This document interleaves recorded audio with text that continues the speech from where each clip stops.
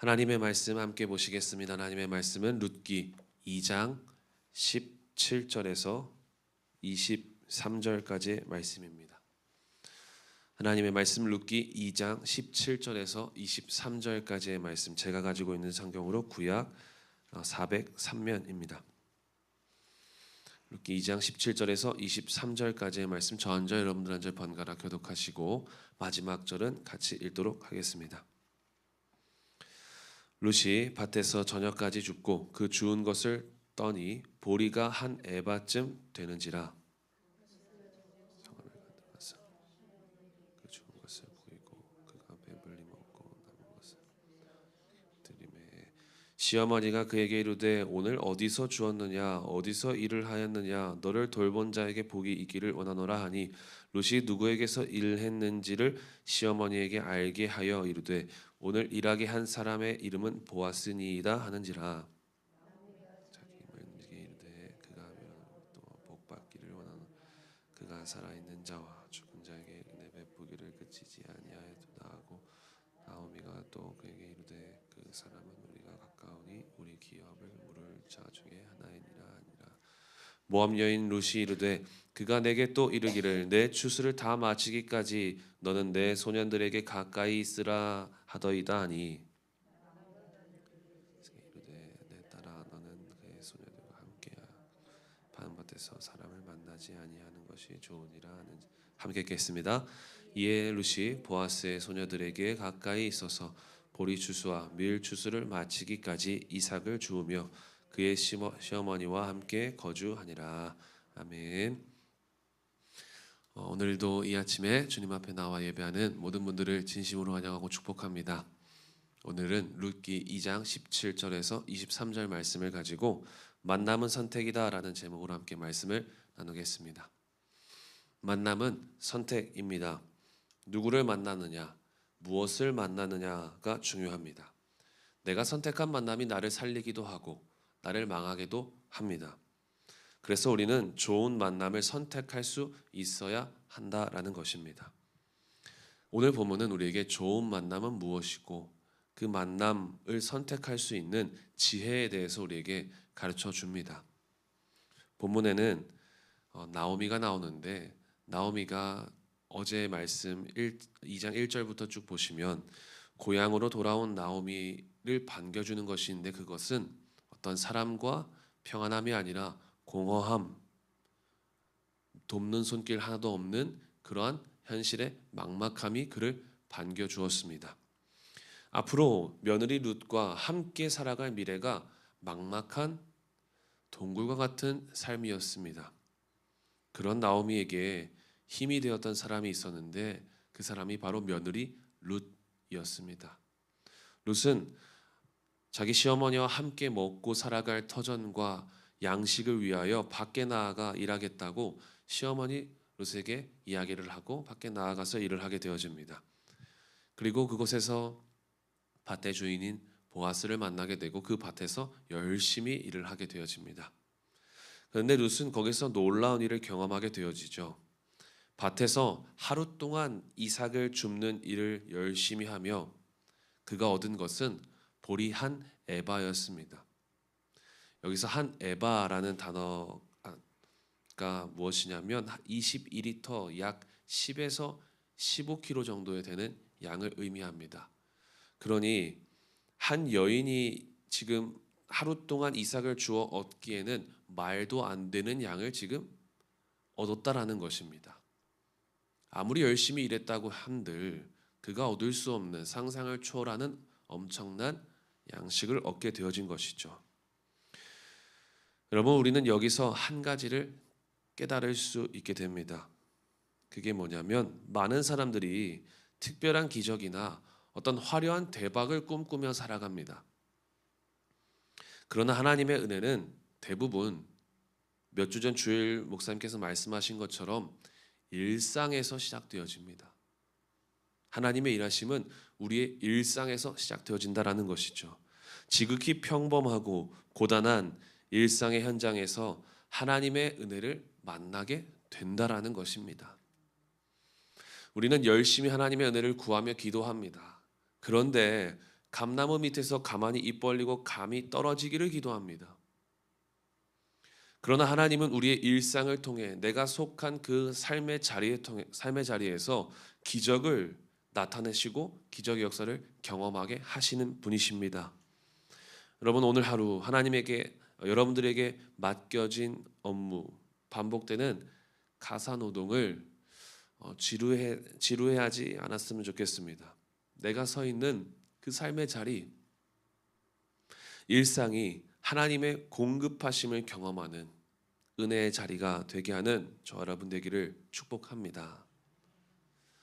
룻은 이후에 곧장 성읍으로 돌아가서 나오미에게 자신이 얻은 보리와 일터에서 배불리 먹고 남은 음식을 싸와 시어머니 나오미에게 전해줍니다.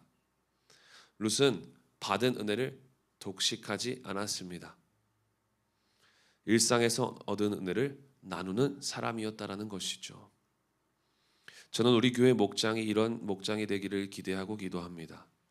은혜를 독식하는 자가 아니라 일상의 은혜를 마음껏 나누고 간증하는, 그래서 공동체를 살리고 사람을 고치고 변화시키는 기적의 통로, 은혜의 통로가 되는 그런 우리 교회 목장이 되기를 간절히 소망합니다. 여러분, 나오미는 이렇게 룻이 보아스로부터 은혜를 많이 받았다라고 이야기를 듣자마자 나오미는 이렇게 이야기합니다. 20절 말씀에 그가 여호와로부터 복 받기를 원하노라. 그가 살아있는 자와 죽은 자에게 은혜 베푸기를 그치지 아니하는도다 하고 나오미가 또 그에게 이르되 그 사람은 우리와 가까우니 우리 기업을 물을 자 중에 하나이니라 하니라. 여호와로부터 복 받기를 원한다. 보아스를 축복합니다. 그리고 맨 마지막에 나오는 표현이 기업을 물을 자 중에 하나이다. 이 기업 물을 자라는 단어가 정말 중요한 단어인데 무슨 뜻이냐면 고엘이란 단어인데 친족을 대신해서 빚을 갚아주고 잃어버린 땅을 찾아주고 또 가문을 이어주는 구원자라는 뜻입니다. 보아스는 룻에게 그냥 단순히 친절한 사장님이 아니라 하나님의 구원 계획을 실현할 준비된 구원자 고엘이었습니다. 실제로 룻을 통해서 예수님의 계보가 시작되어지죠. 10년 전 이맘때쯤에 지금의 아내에게 제가 고백을 받고 거절하기 위한 핑계로 기도해 보겠습니다라고 이렇게 이야기를 했었습니다. 보통 이제 거절할 때 기도해 보겠습니다 하고 이렇게 거절을 하시잖아요. 그래서 당시 저는 이제 학교 공부와 학교 사역, 교회 사역에 대해서 막 바빴기 때문에 이렇게 연애를 할 시간이 없었습니다.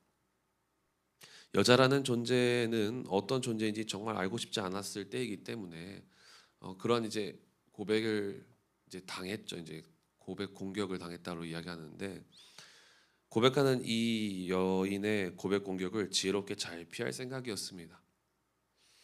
그런데 하나님께서 앉아서 기도할 때마다 계속해서 마음을 넣어주시는 거예요.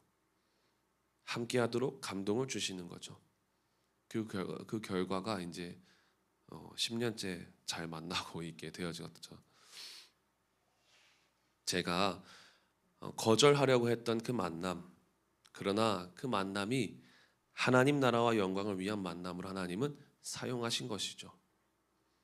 저에게 제 아내가 고엘이었던 것입니다.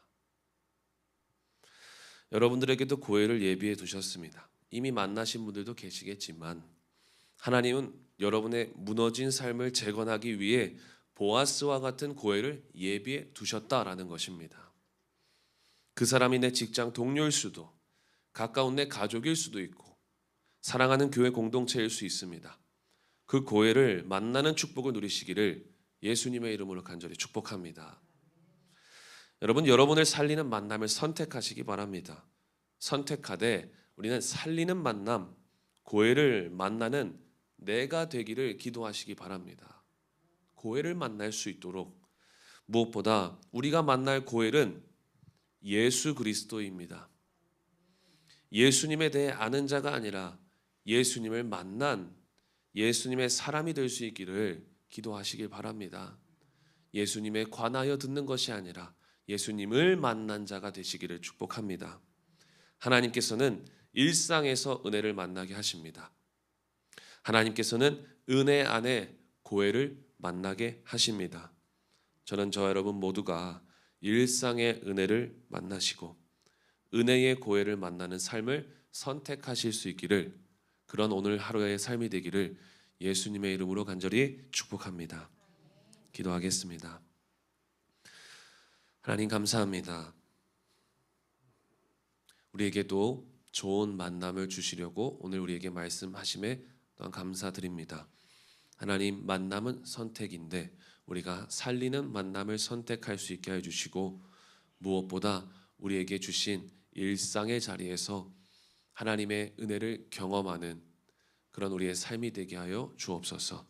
그리고 더 나아가 우리에게 주시는 기업 물을 자 우리의 구원자이신 고엘 예수 그리스도를 만나는 삶이 되게 하시고, 또한 삶의 현장에서 내 삶을 더 새롭게 변화시키며 고쳐갈 그 한 사람을 만나는 우리 모두가 되게 하여 주시옵소서.